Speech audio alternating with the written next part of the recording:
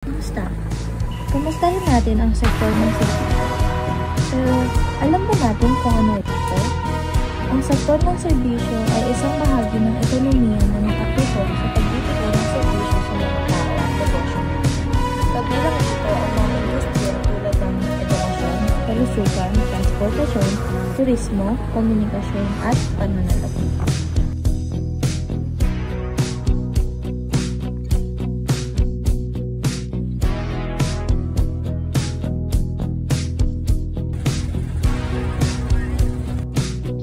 Kaya napakahalaga ng sektor na ito.